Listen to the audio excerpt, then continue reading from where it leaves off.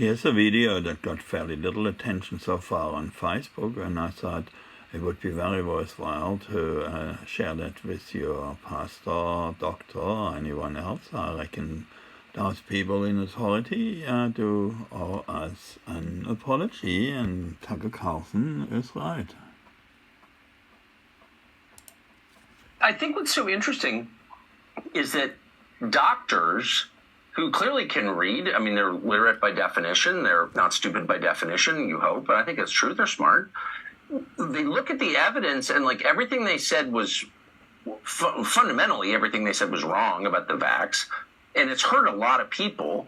And like, where are all the, and some doctors, I know the three that you mentioned, and they're great, but there are tens of thousands of doctors in the United States, and why aren't they all standing up and saying, oh my gosh, I'm so sorry, I cannot believe I recommended it. I mean, I endorsed the Iraq War in 2003, and at the end of 2003, I realized I was wrong, and I felt bad about it for 20 years. 20 years. In fact, it was 20 years ago this week that I went to Iraq. And I felt bad about it ever since then. And at every opportunity, I apologize, not to please other people, but to maintain my dignity, my self-respect. I mean, that's a prerequisite. You have to, if you hurt someone unintentionally, you have to say, I'm sorry.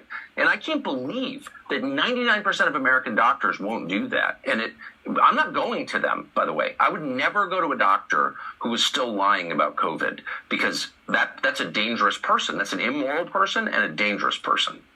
My own personal doctor, who I won't name because she's already been attacked, was the one who pushed back.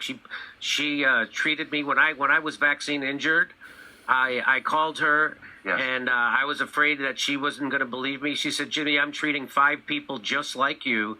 3 of them are nurses, 2 of them are doctors, and none of them feel comfortable to talk about it. And so she knew really early on that there was something nefarious going on. She was the one, they told her they wouldn't let her treat patients.